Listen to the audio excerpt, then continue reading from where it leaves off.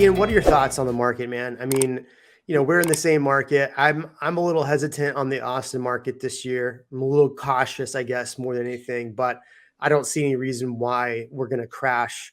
So, I mean, with interest rates going up, with builders potentially releasing some more. In fact, I want to talk about builders specifically in a minute, but what are your thoughts on the market crashing this year?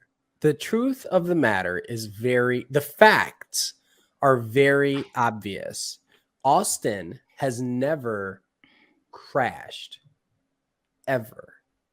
And people always need a place to live. Now, Austin slowed down a little while, but it's never actually crashed. Other places, I mean, and it's how you define it, but really, I mean, Austin, because of the level of demand, because of the number of cash buyers, that's another really important point. They're not paying the same interest rate as you if you're buying a brand new home and it's your first house. So if these people are buying in cash, I've got, I had one person put in an offer on a house and look at their asset sheet, $71 million. They're not worried about an interest rate. They're using that to hedge against the interest rate. Exactly. So, and we've got full neighborhoods that are popping up that are all rentals. You cannot buy a house in that neighborhood. Yep. You can only rent a house in that neighborhood, new construction. So while I agree with Sir Ashley, and I'm waiting to hear what you're going to say, Jeremy, but I think it might not be as aggressive, but there's no crash. It might slow a little bit, but I'm not seeing it yet. Real quick, Jeremy, before we get your answer. Yeah. I think we need to define, because people hear slow down or not as much appreciation and automatically think crash. When I don't think crash. So I feel like we might need to define what a crash is. Yeah, that's a good point, because I think if going back to the channel that we referenced at the beginning, which is Reventure, a lot of people on there are sycophants about a crash, right? Yeah. And that term on that channel gets used so loosely. And, there's times that I hear, okay, the Austin market's going to dip 35%. It's, we're going to see it. There's going to be a crash, and then we say slow down. In a typical season, we see, January, February, March, prices start to increase. It gets up to August and then it drops down. Now, how big that drop down in August is going to be is relative to how quick the market goes up. And in a second, I'll pull up a chart showing the Austin market. But this last year, we saw prices get out of control around July, and then all of a sudden they drop back down almost $40,000 from peak to peak. And now they're on their way back up. Yeah. To define a crash, I think it's such a subjective term, but how they use it on that channel, like a 10% drop, okay, that's the crash.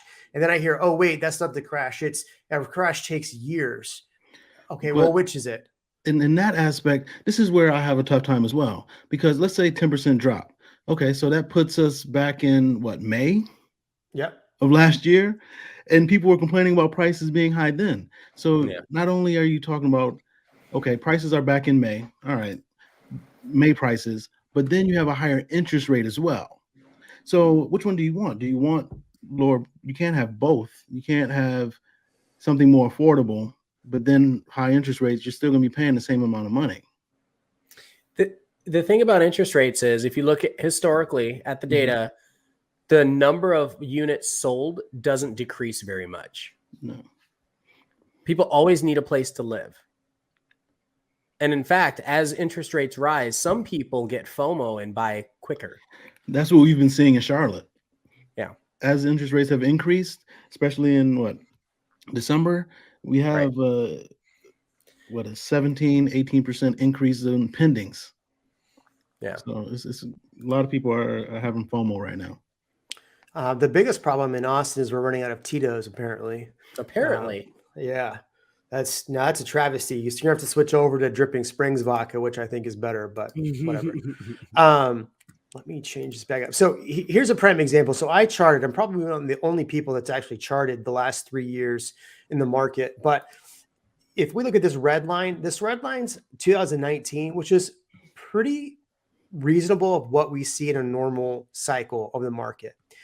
If we look at the blue line's 2021, which it was a crazy year because in January we had no freaking inventory. Guess what?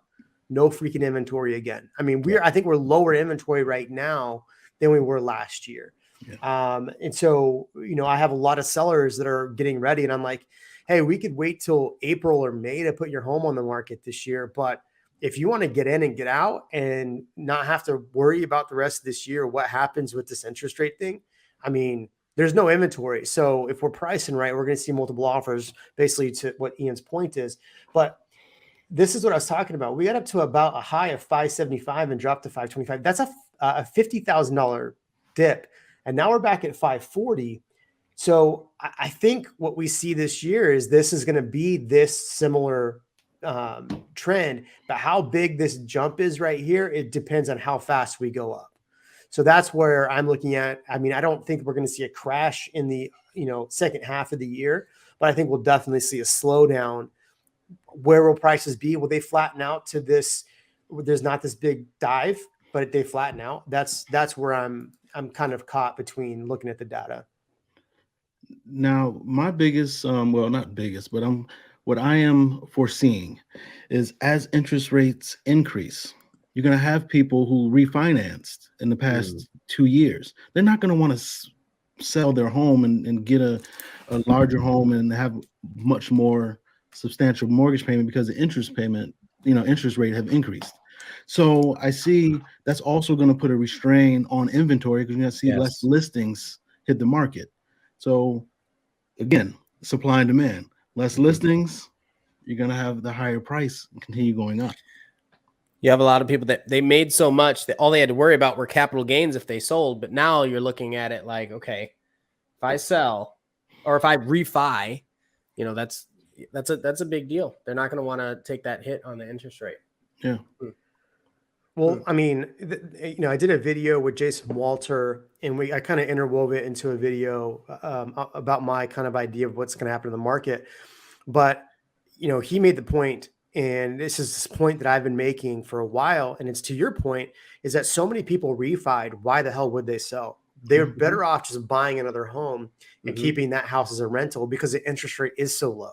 I mean, my house is a prime example. My mortgage on my house was about $2,600. We refied. It's now like with taxes and everything, $1,900. If I were to rent my house out, it's going to rent for about $4,000 a month. That's $2,000 profit. $2,100. Well, it's $1,600 with taxes, like $2,000. So $2,000 profit a month. Now I can go buy a new house and take $1,500 of that and roll it into my new mortgage that I have in my new property. That's $1,500 less on my mortgage than what I would have had. So that actually buys down my other mortgage. So why the hell would I sell this property? I'm better off renting it. And that's what I think is going to happen and why we see inventory stay so low. And those people that have been on forbearance, those people that have not been making their payments, those are people who have been struggling. Well, shit, this is your year to sell. Thanks for watching this short of the Real Amigos podcast. For more live streams, hit here. For more clips, hit here. We'll catch you on the next one.